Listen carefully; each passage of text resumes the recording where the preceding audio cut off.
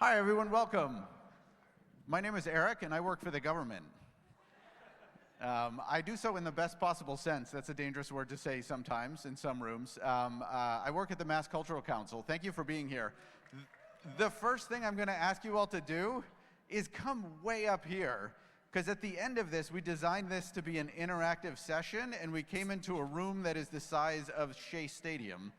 So if you can move up front, it will save the amazing Zara from the Zeiterion Theater, who's going to be a mic runner. It will save her steps and all sorts of potential there. So we're going to enter today's conversation with a couple of ideas. How many of you were just in the session in the speakeasy downstairs? That was great. There is no way on earth that I can match the energy of the facilitator of that session. I don't know her name, but she's my hero. And Tiffany. Tiffany is my hero, and I apologize in advance for not being that energetic, but I appreciate you all being here. I'm joined today by my colleague Carolyn Cole from the Mass Cultural Council and Anis from MAPC. Thank you for the smattering of applause. We're going to take a little bit of a different approach to the conversation that we've been having in the arts, I think, for decades, and we're going to take a solutions-based approach. The conversation I heard downstairs did an incredible job of identifying the barriers that exist in our sector. There are funding challenges, there are structural challenges, there are partnership challenges. We have some data that is going to help sort of identify all of those things and how we can start to change the game. Because the game is rigged against a nonprofit cultural sector operating under the models that it's been operating under. And it's getting harder and harder, right? There's nothing that's getting easier these days, except maybe getting frustrated and or angry. So we're gonna enter the conversation with three things in mind. One is it's a solution-oriented conversation. I think we all collectively understand the problems that we face every day. We face them separately, we face them together. We've been discussing them for most of the day. So we're going to talk about some broad frameworks for solutions. The second way we're going to enter this conversation is that we don't have a capacity problem in the arts. According to our data, there's almost 15,000 cultural organizations in Massachusetts. About 52% of them are nonprofit organizations. The rest are unincorporated or for-profit. We have 112,000 artists who make 50% or more of their income. That is approximately the same size as the entire biotech industry. One of those industries gets more money than the other. And there are reasons for that. And those are the reasons that we're going to address and talk about a little bit. And the third idea is that, I don't know how many of you invest in financial markets or have talked to a financial advisor, but one of the words that you will hear over and over is that we need to diversify our investments, right? It can't all be in one bucket. And so much of our funding in the arts has been from the philanthropic bucket of arts funders. And it won't be enough. So we're proceeding from this idea that we want to diversify those sources. And to do so, we have the capacity to do it. We have the data to do it in terms of our impact across sectors. Anyone who says we have a data problem, there are literature reviews and all sorts of pieces of research we can point to over the last 10 years that have really taken us from this idea that we are great storytellers and we have qualitative data to we have quantitative data around the clinical impact of the arts in healthcare, in housing, in behavioral and mental health, and in civic life. And so the challenges that we face are, I think, framed in two ways. One is a narrative problem. I think that the people we talk about wanting to convince of change do not understand the breadth of impact of the arts.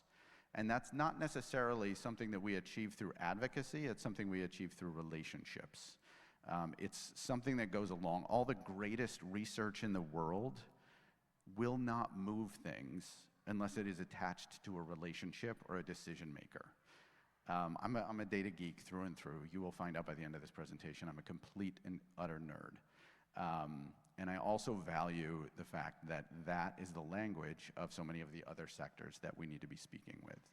So as an arts sector, we talk a lot about ourselves as the arts being a universal language. And one of the things we want to talk about today is being sure that we do a better job of speaking the languages of other sectors so that we can engage them and build those relationships, diversify our funding sources, and create the kind of sustainability that this field deserves because of its impact in Massachusetts.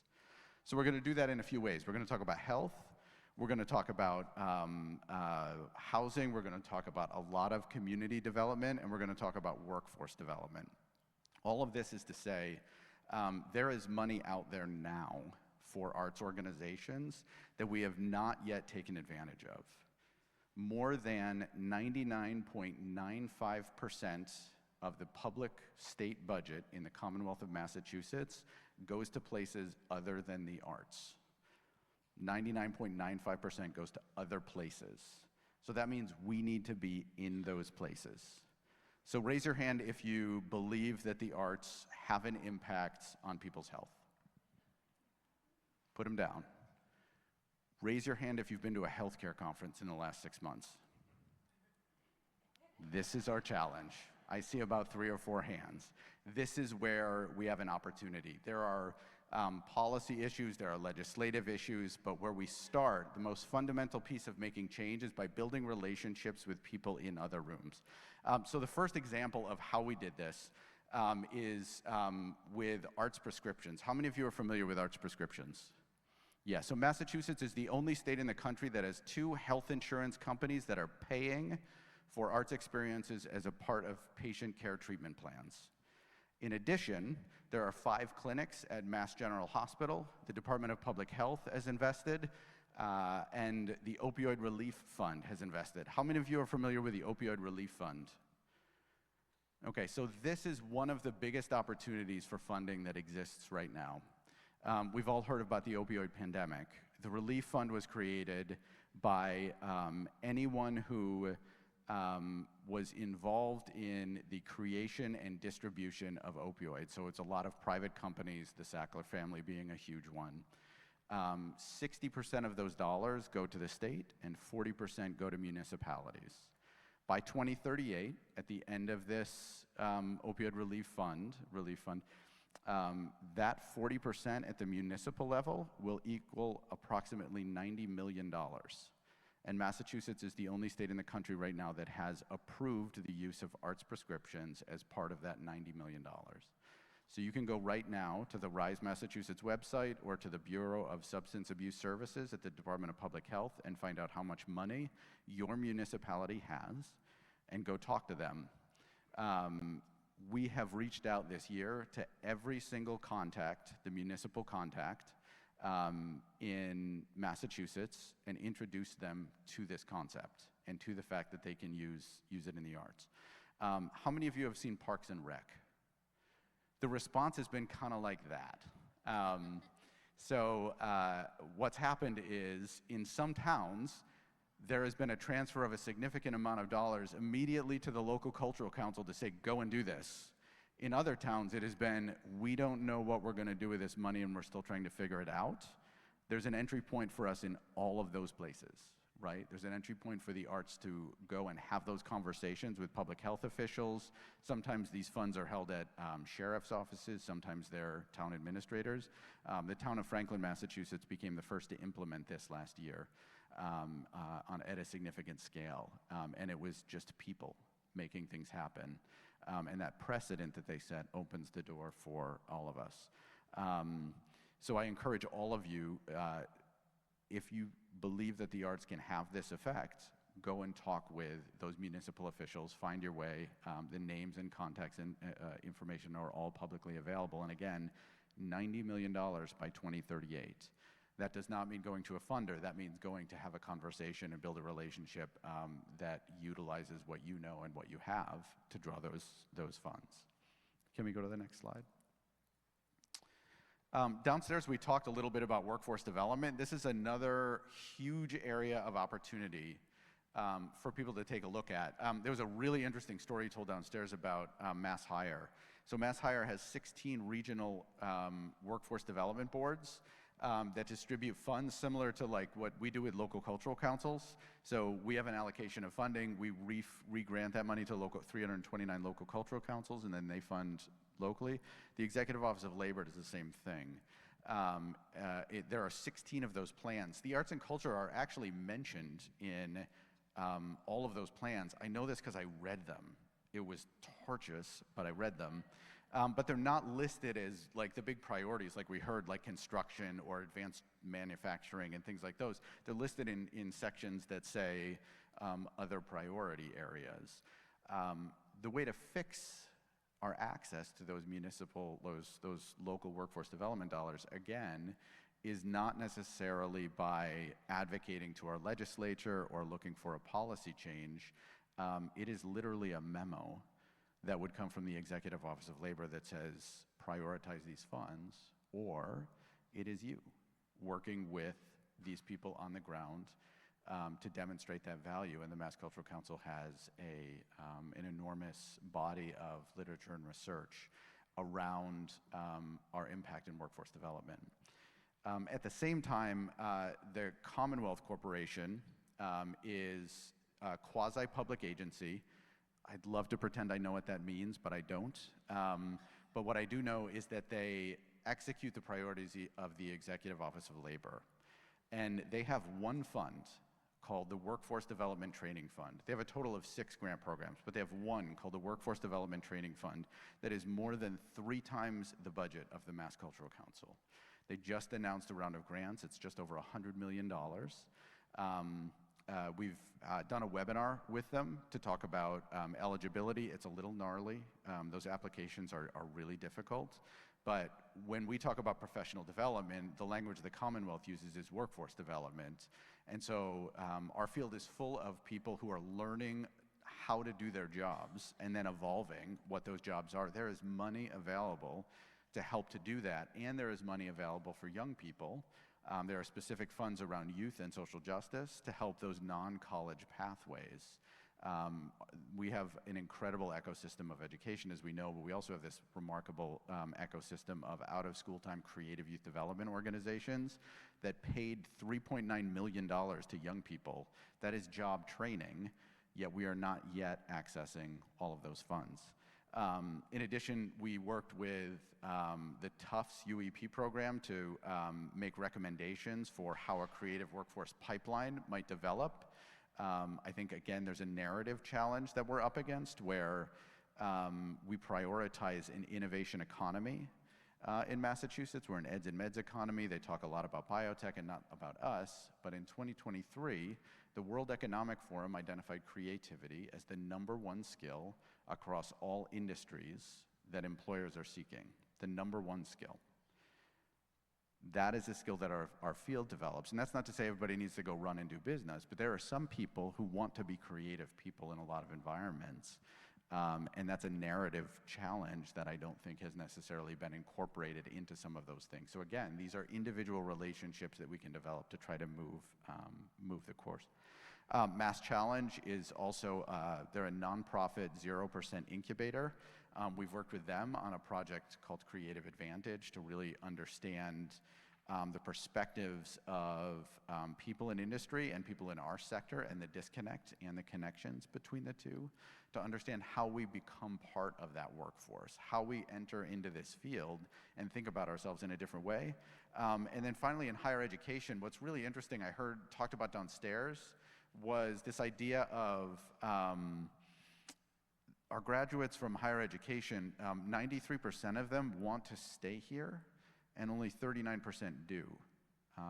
Massachusetts is losing people ages 22 to 34 really fast, and we're dead last in job creation since COVID. Yet we have this paradox where we have one of the most creative ecosystems in the world and amazing innovative businesses and innovative thinking, yet we haven't built the two together. So yes, there is a place for innovation in curriculum. There's a place for business minors like at MassArt and others who have created these business minors, but more than that, we can't put it all on the students.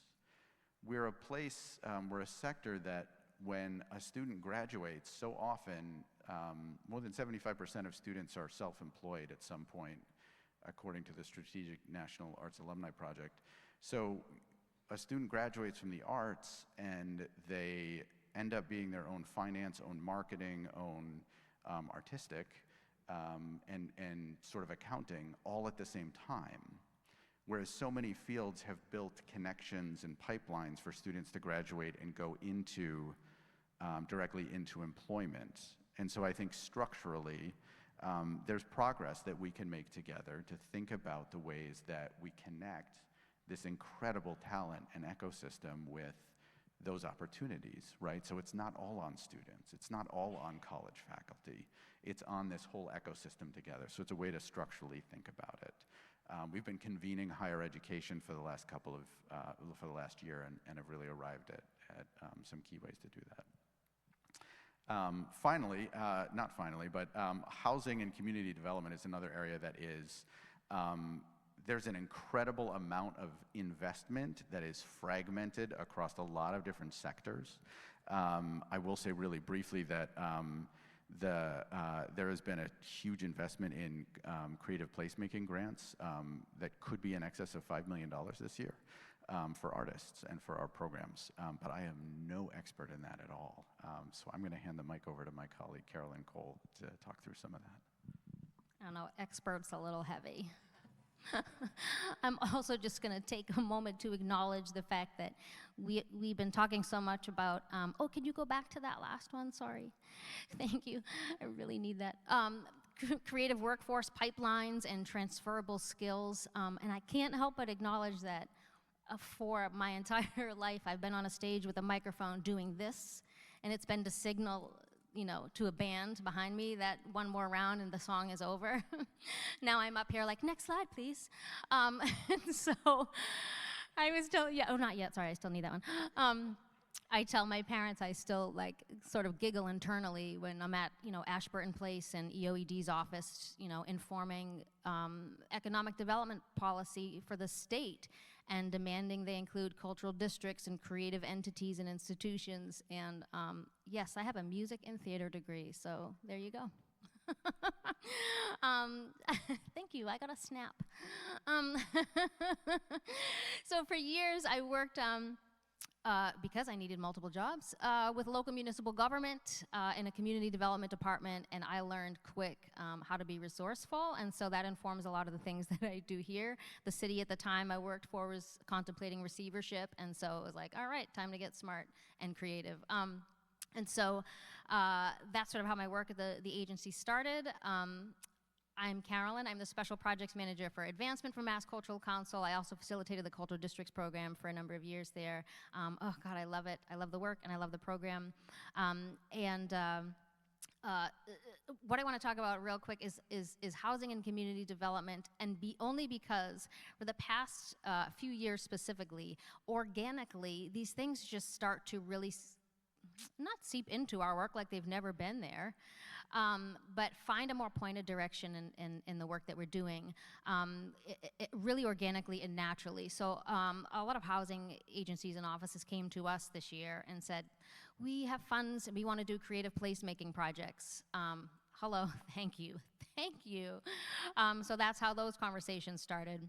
And then all the work that we do across all of our teams within the agency are so rooted within communities that we realized more and more of that was being structured through community development lens, but not really fostered collectively internally. And we wanted to put more of a focus on that because there's so many resources there. So a high-level overview, just a few of the partners and opportunities that are currently existing in our work at a local and state level, and why I think you should get to know them. So the Massachusetts Housing Finance Agency, also known as Mass Housing. I typically speak in acronyms. I'm going to try to do better than that today because I talk faster than I can think. The Mass Housing is an independent agency created to combat the state's housing challenges, right, using finance to help strengthen communities. And we're going to talk a little bit more about them later. The Executive Office of Housing and Livable Communities is a state agency established to create more homes and lower housing costs for Massachusetts residents. They also distribute funding to municipalities. The Massachusetts Association of Community Development Corporations is an association. It's a mission-driven community development organization. Oh gosh, my CDCs are, some of you are in here. I'm such a fangirl for CDCs. Hey, San Diego. They advance racial and economic equity by creating healthy communities where people can afford to live and they can contribute to the quality of life and benefit from the economic opportunity within the area around them. And local community development departments, they're in many municipalities, not all, and I wanted to mention them because they help cities and towns meet really a broad range of goals in housing, infrastructure, revitalization, economic development, and public social services. But I wanted you to familiarize yourself with these entities because they have a lot of resources in support of the work that many of you all are doing in communities, and I think we just don't know that sometimes. They definitely don't, in some cases, and we all don't know the extent of it either. So I'll quickly touch on a few of those. CDBG, you might have heard at some community meetings or town meetings. Community Development Block Grant Funding. It starts at a federal level from the Housing and Urban Development Office, or HUD, and it trickles down into communities through organizations. They fund organizations for local initiatives like neighborhood revitalization and stabilization and wayfinding and activation and public space and streetscapes, right? All these things that creatives, they need creatives in order to implement, right? And also affordable housing and much more than that. They also fund youth workforce programs and commercial storefront and lighting and facade programs for businesses or creative businesses. So that money is there annually distributed through community development block funding, and I think a lot of times we just don't know about that. TAP programs are tenant assistance programs. We know that housing isn't just about buildings, right? It's about the people who live there and who keep it running.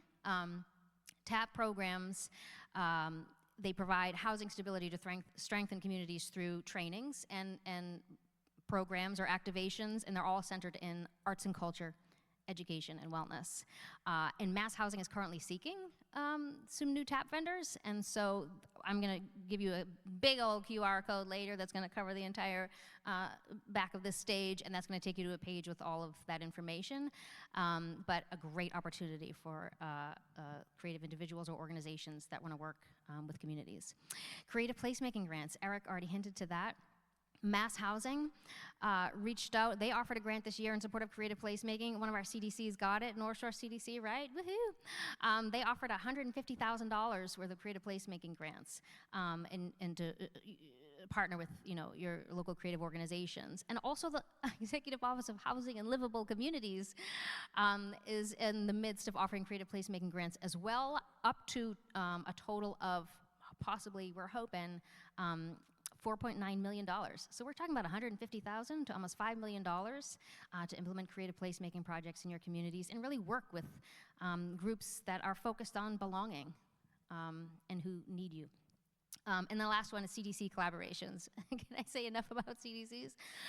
It's because I worked in the community development office and there was so much red tape, and I was so jealous of CDCs that got to do whatever they wanted and be creative, and I couldn't really do that, right? It was like so frustrating.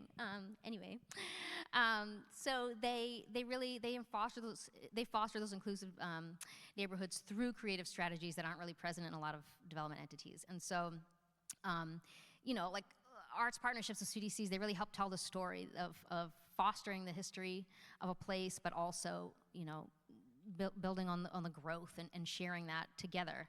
And murals, performances, activations, programs, you name it.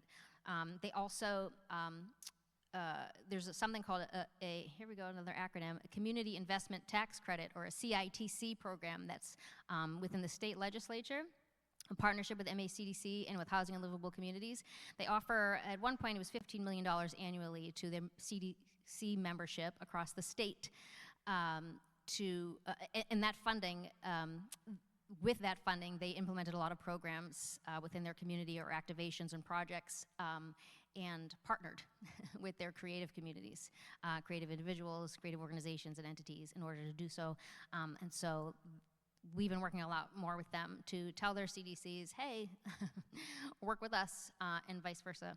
And so those are just some of the things that have really gotten me through my work at a local level, and are really inspiring people at a higher level to think more deeply about how we invest in our communities collaboratively and collectively to build more of that sense of belonging. Okay. So now it's my honor to introduce the Director of Arts and Culture for the Metropolitan Area Planning Council, who's one of my favorite people in the whole world. I love you so much, Anna Sengupta. To talk about opportunities for supportive non-arts dollars, mainly through a municipal and planning lens. Take it away, Annis. Thank you.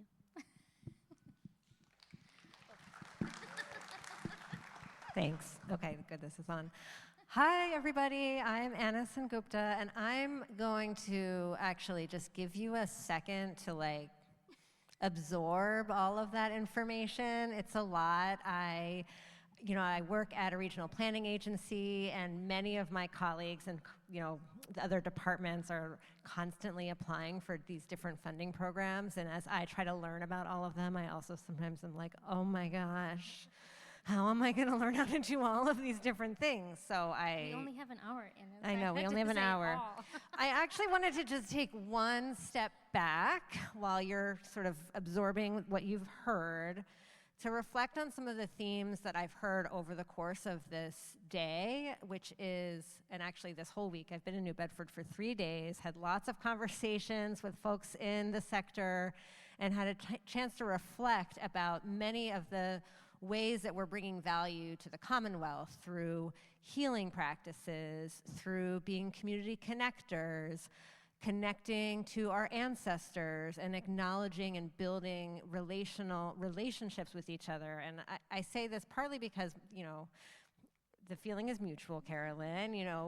The work that I've done with you is so joyful, and the fact that we're able to have this strong relationship has made it even more possible. There's just more possibility that comes in terms of larger partnerships and collaborations, which is something that we've been talking a lot about today. How do you build collaborations? How do you make things happen? And a lot of it is building relationships and trust over time by giving folks a chance and showing up for each other and doing things together. So I did want to acknowledge that a lot of the work that we're able to do right now, we are actually at a moment of incredible possibility here in Massachusetts, maybe in comparison with a lot of the country, because we're in a position to really take advantage of ripple effects from the leadership of Dr. Maria Rosario Jackson when she was in charge of the National Endowment for the Arts, and the work that she did at the federal level to integrate arts and culture across sectors in the federal government, kind of culminating with this, I'm not going to get the name right, but sort of a cross-sector working group to really think about how to embed arts and culture across transportation and health and workforce development and all of the things that we're talking about today. She also initiated a partnership where there was research on the impact of arts on health that ran for numerous years, and the products of that research are still coming out and are still things that are helping us to better understand the impact that we're having and help to build the case for the Arts on Prescription program at the Massachusetts Cultural Council. So we are able to like ride the wave of these ripples and keep moving it even as the federal government is no longer kind of trying to push that work forward.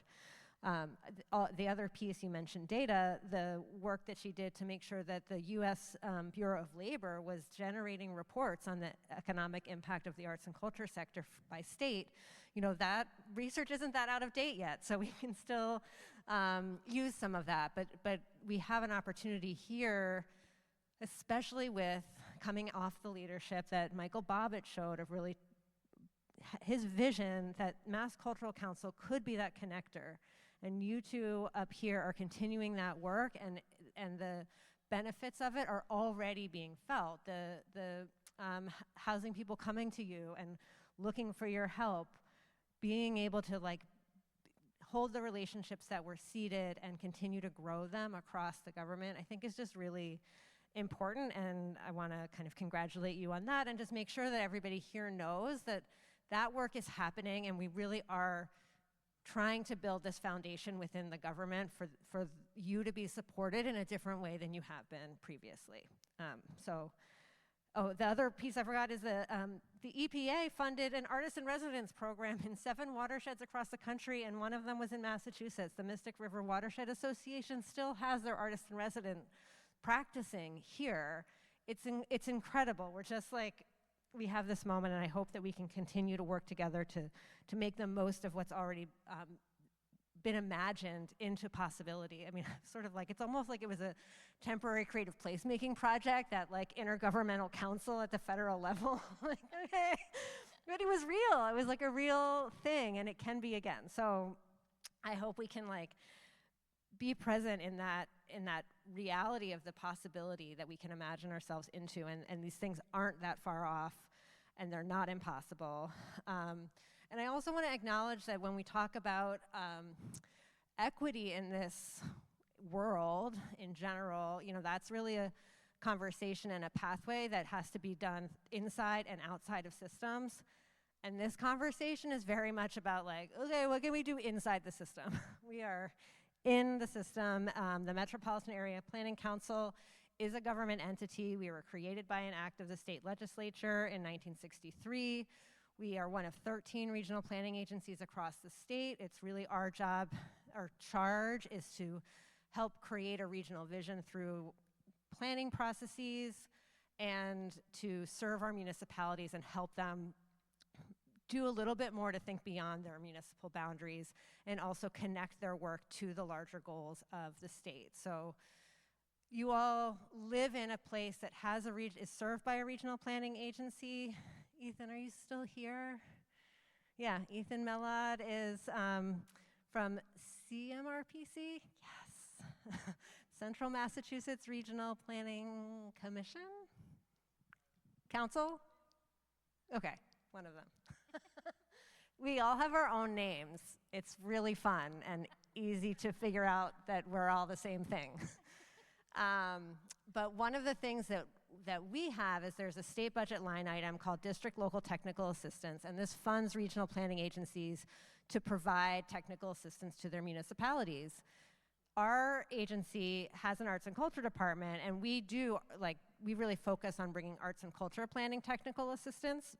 But the other regional planning agencies, even without that, often have staff who have some expertise or have been doing a lot of work to understand the arts and culture sector and are more and more positioned to help their municipalities also be partners to their arts and cultural communities. So I definitely encourage you to get to know who your municipal governments are and who your regional planning agency is, and especially for organizations, building relationships with those entities really does unlock a whole lot of possibility, especially in relation to what I'm going to share next, which is grants that are almost entirely for municipalities. And yeah, thank you. So there are two the state has streamlined its grant programs. I'm actually not going to talk about every one of these grants because number one, I don't work for these agencies and can't speak entirely to all of the specifics, and number two, I don't want to make your brain explode with information that you have no use for in the immediate term, but you will get information about all of these grant programs in that one pager, so you can kind of go back and explore things that feel like they might be relevant.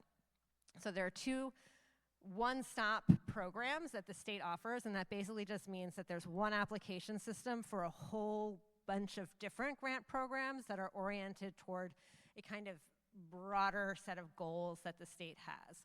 So Community One Stop for Growth, if you can kind of tell from the offices that are listed here, is really focused on funding municipalities to enhance the economic vibrancy and vitality, our housing and livable communities, and the redevelopment, the real estate development needs to achieve the Commonwealth that we're all hoping to live in.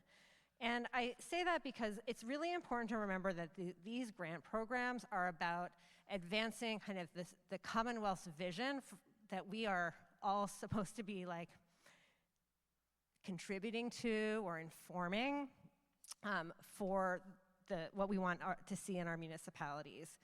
And if you look at the One Stop for Growth website, what you'll see is that they really understand that program as a vehicle for public economic investment. And they model it around a development continuum that starts with planning and zoning that's funded by grant programs that are able to identify and then incentivize opportunities for economic growth at the local level. They also have grant programs that help activate downtown areas to spur that initial economic activity. They have funding to prepare sites for development and to catalyze specific properties through investment in buildings and infrastructure. And I think it's important to be aware of these programs because when we're talking about the need for space for arts and culture, a lot of that space is in these downtown areas. A lot of that space might be in kind of semi-industrial parts of municipalities. And building an understanding and a narrative of what the economic impact is of the projects that we think are important, and building kind of a community of supporters and relationships with decision makers, like what we've seen happening in New Bedford, is what gets that buy-in for the municipality to use their one-stop applications to get state funding for those projects. So, I mean, I haven't applied to all of these different things, but we had a great conversation with Mass Development. I was like, oh my gosh, you fund so many different things. Like they fund pre-development work, they fund building out your pro formas. And when I say you have to check to see if you're actually eligible, mostly. Can I say one thing? Yeah, please. Organizations are eligible to apply for some of these as well, and the ones that do go through municipalities, they should be working with organizations in order to see some of these come to fruition. And there's a number of them here that they brought us in to inform some of their program guidelines, and or we are now on their application review committees, so they can really start to think a little more creatively in what they're asking for. And so we build a really good relationship with this group, so then we can sort of infiltrate, you know how that works. But I do think it's something that you should all take a good look at, because you will benefit from these, and you can be involved in the majority of these as well. Yeah, so a couple I want to highlight. The Downtown Initiative Capital Grant Program, which is new, really is focused on implementation of projects in downtown areas. There is some funding for planning work as well, but that's a place where they're not looking to fund salaries of organizations. They're really looking to fund people who are doing the work. The other one is the Seaport Economic Council Grant Program, which I just learned about from this slide and some research, but it does serve the 78 coastal communities focused on maritime economic development. But one of the areas is recreational boating and coastal tourism asset grants. I think that that's a place where it's worth looking at what work you're doing and how that fits in with the tourism economy of coastal areas. And it does require partnership or meaningful group of stakeholders to be engaged in the project. So that's one where a municipality applying without any connection to its communities is not going to be seen favorably in that application process. And yeah, let's go to the next slide. There's a lot. There's just like a lot. I don't think you really want to hear details of all of these from someone who doesn't run the actual program, and I can't tell you whether you'll get funded. But I will say that the one thing that's so great about Massachusetts is that we actually still are funding climate work, even though that's not something that the federal government really wants us to do. And the first item on here, the Municipal Vulnerability Preparedness Action Grant, is another implementation grant program. You can get grants up to, municipalities and other eligible entities can get grants up to $3 million for like a single municipality program. And we have actually been part of teams from MAPC working through and being funded through these grants. They look very favorably on grants that have a creative component that is well thought out and is contributing to the work. And I think there's a lot of opportunity for artists who are working on climate related projects, climate communications, kind of if you're harvesting invasive species and repurposing them for art. There's like all kinds of different elements of what these programs are looking to do and fund. They fund pollinator gardens, they can fund microforests.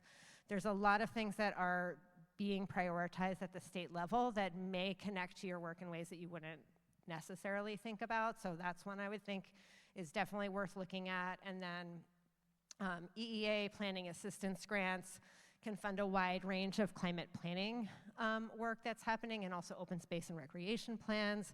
I know many of you are using parks and open spaces as a place that you are doing your creative work.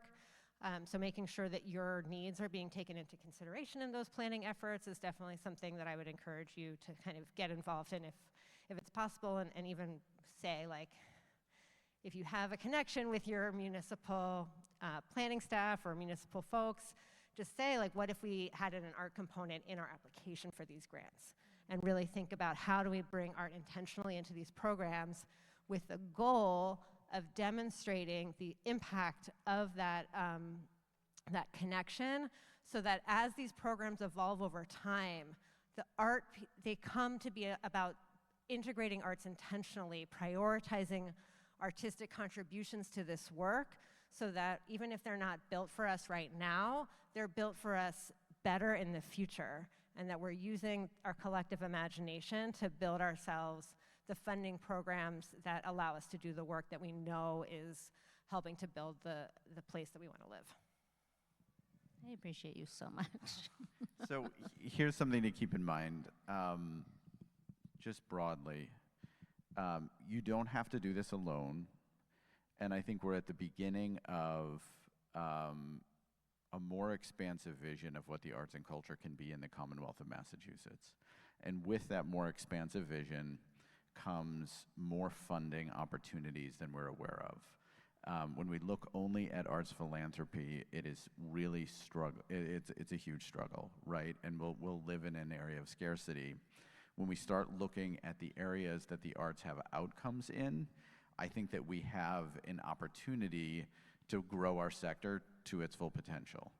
The Mass Cultural Council has made this a pillar, an institutional pillar of its work. So if you have questions about any of these grant programs and about opportunities you want to pursue in your community, that's why Carolyn and I exist. MAPC is one of the most encyclopedic resources I think I have ever seen of municipal grant making. So I think what we're trying to do here is encourage you to think broadly about your sources of funding, and think not just about your work as artistic, but about the value that it provides to the Commonwealth of Massachusetts, to individuals, to healthcare, to workforce, to all of these other things. These are things we know about the arts, that we have a narrative challenge ahead of us that these other sectors don't necessarily know.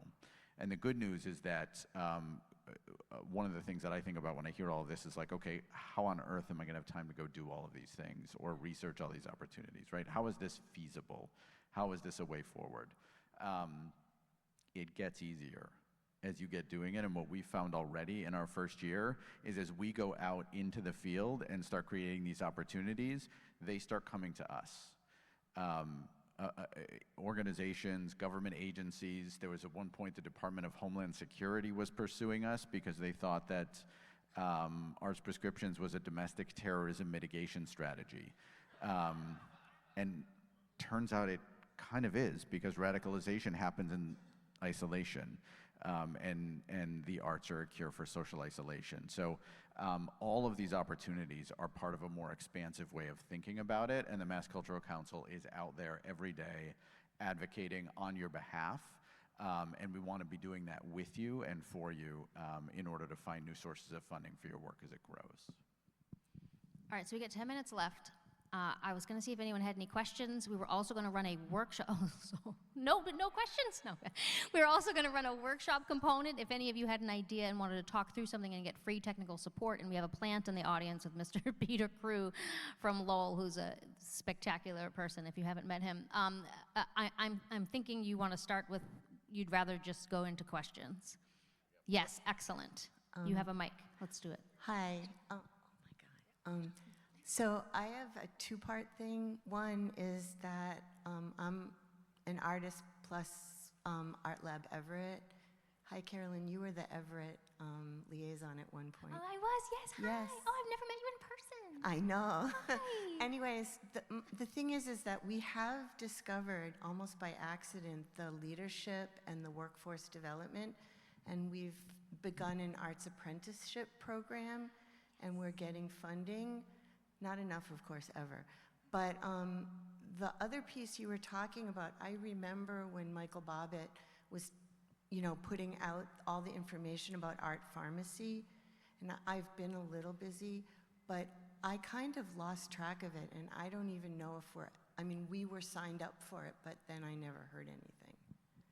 Yeah, so where we're at right now with our pharmacy, I was talking to Robbie Goldstein, who's the Commissioner of Public Health, and updating him on our progress. And right now we have, there's been about 6,000 prescriptions written across the Commonwealth, but that is a tiny percentage of where we need to be, right? And so the holdup is the demand outstrips the ability to have payers in place. So if you're not a member of those two insurance programs or part of the DPH pilot or of the opioid relief fund, it's hard to find a payer that will actually refer. So we are growing, but it is a slow growth, because if you think the government is fragmented, look at the healthcare system. It is astonishing.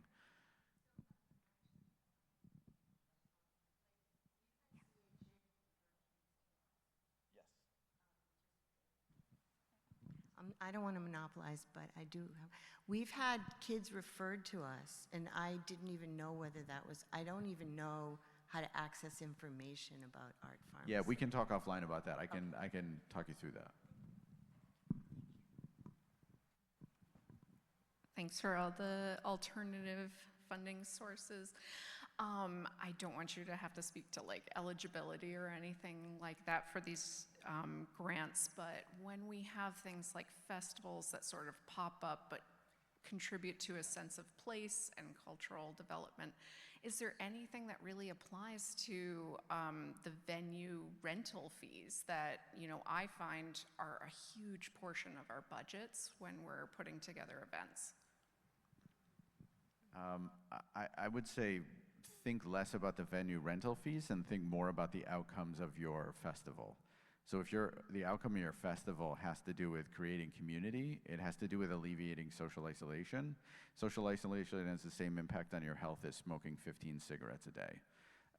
And that's from a 2017 study. So look for funding in those spaces, and typically when you look at funding in some of the spaces we're talking about, it dwarfs arts funding and will cover some of those expenses. So I would just encourage you to think again about like the outcomes of your work rather than the specific expenses, and I think that you will find your way to broader funding sources and frankly just more substantial ones. It could be through municipalities, it could be through the Department of Public Health, it could be through, less so through federal sources, but there are also a lot of municipal dollars. There's a lot of money being put into social isolation right now, and there's also, when I talked about the opioid relief fund right now, the foundation is being laid for some of the abatement funds for some of the social media impact on young people. We are at the very beginning stages of that, but those funds are going to dwarf the opioid relief funds. Hi. Ooh, hot mic. My name is Molly McCarthy. I'm the Director of Development here at the Zeiterion, where we just completed a $37 million renovation that was partially funded by public dollars. And I'm here to answer question 1 up there. We use the One Stop for Growth thing. No. I'm sorry, it was awful. Yeah, no, they're terrible. Nightmare scenario. We applied 3 years in a row. You would think this is a no-brainer for many of the programs you saw listed up there. No funding. Not $1. All on weird technicalities. You need to be like a real estate developer to fill out those applications. So my advice would be to work with someone who knows what they're doing to fill out those applications. Even with the pre-workshops and the post-feedback and all of that, we never got a single dollar. And it was hours and hours and hours and hours of work. So if you're gonna go for it, have a friend who knows what they're doing, I guess. That's really great to hear and super important, and I'm glad we're talking about that. And I know this year they have new sort of AI things where you put in all your ideas and it tells you, what you're eligible for or what you are not eligible for, and, public feedback sessions and things like this. But to your point, they've come to, speak to us and our organizations and our cultural districts, and we're like, because they stated that they would consider, cultural districts in their work in the application process, as a special consideration. And so I was like, okay, so who's who's creative in the application review process? Who's gonna look at this housing project and see it as artist housing and look at it differently? You know what I mean? Like, so those are the steps that we're trying to take to get into these spaces a little more closely, so that they don't just say, yeah, we'll consider cultural districts and creative organizations, but they'll actually understand how. Thank you for that, and thank you for this. This is phenomenal. What Our a pleasure. day. Our pleasure.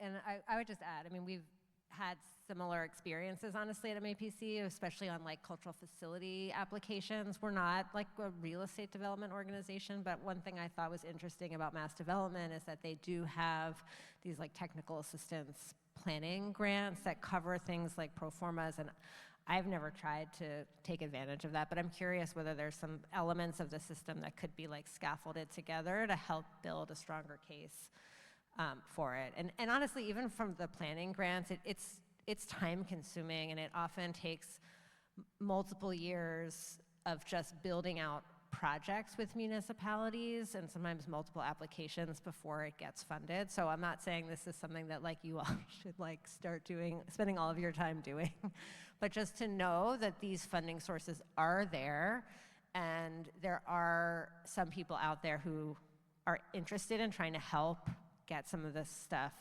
across the finish line, because I think it's really important to demonstrate that when you fund these projects with the state money, it generates impacts, and so it becomes easier for them to get funded in the future. But we're definitely not there yet. I will also say really briefly that this administration and subsequently a lot of these grant programs do prioritize partnerships, and so working with a partner can help mitigate some of We the. had about 100 partners on this project. Yeah, so no, there's exactly. It doesn't. No lack of partners. Again, it can help, but it doesn't always solve the problem.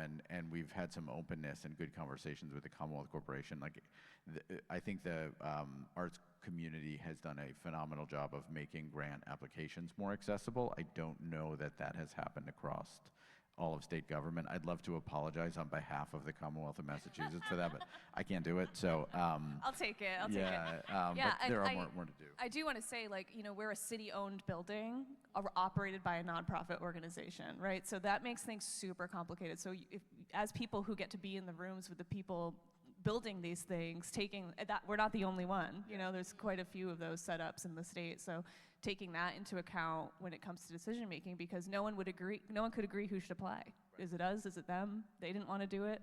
We didn't want to do it, but we did it anyway. It's helpful feedback, and that's the kind of stuff that we want to take into these spaces and make it easier. Yeah. We have an exhausted left arm up over here.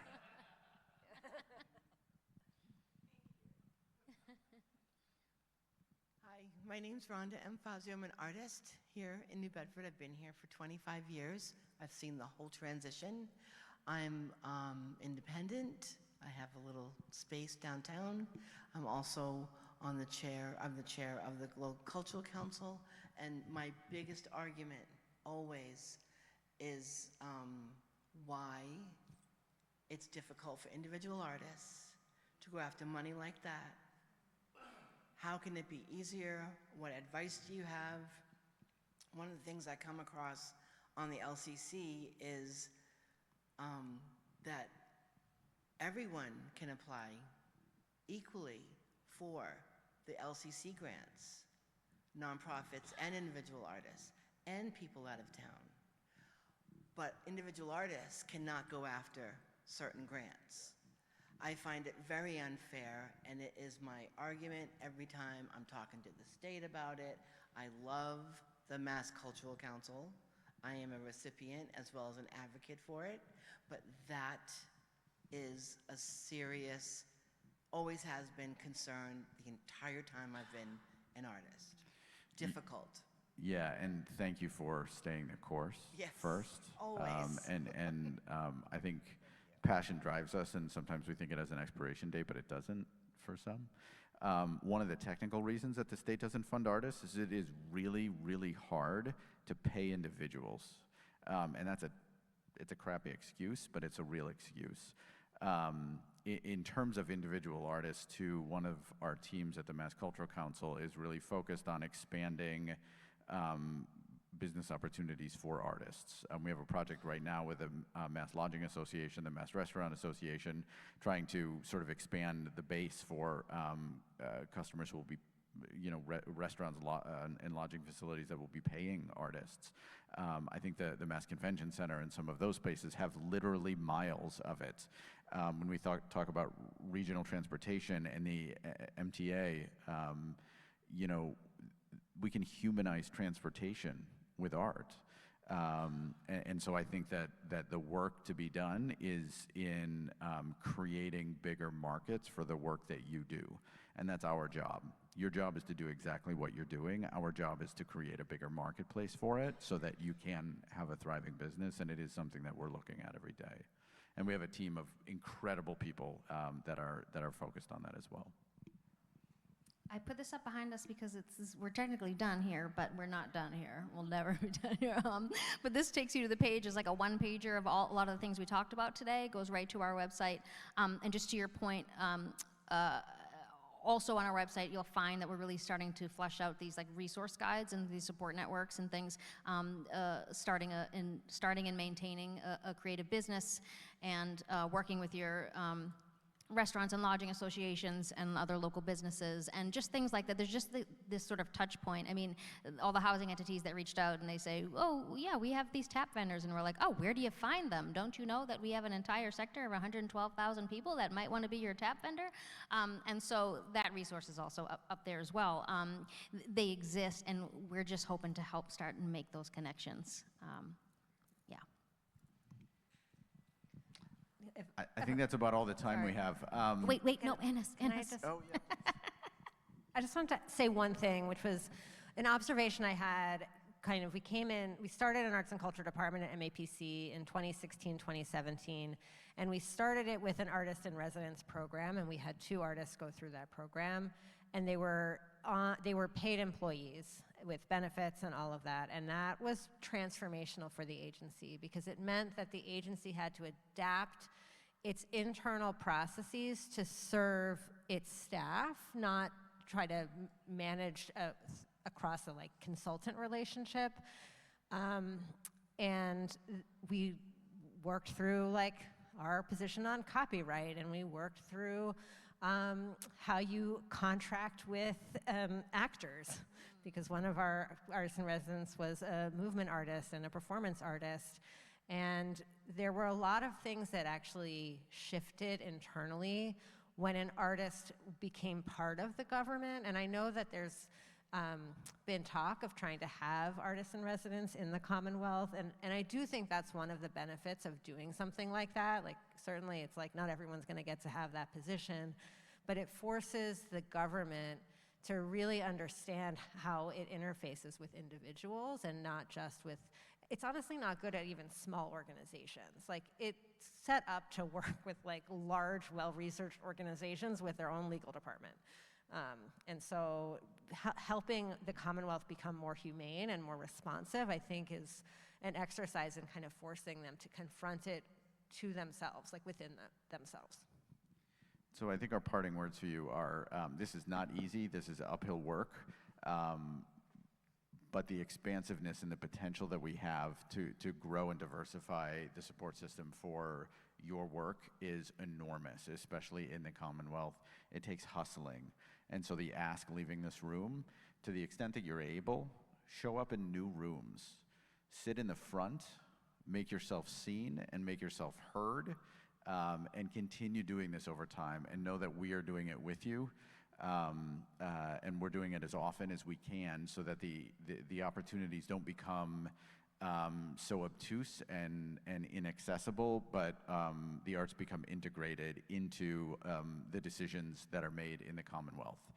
We exist in part at the Mass Cultural Council to leverage resources from outside of our sector for the benefit of those within, and to make sure that the arts have a seat at tables that we have not been at, so that we can find a broader set of supports for all of the work that's happening that is tremendous across the Commonwealth. So we are at the very beginning, which means we are at the hardest part, but stay the course, do your thing, and we'll all get there together. Thanks so much. These are our email addresses. Please use them. We'd love to Thank you, continue everyone. this. And thank you, MassCreative and Zeitarian. Thank You're wonderful. you. And thank you all today for being here. Appreciate it.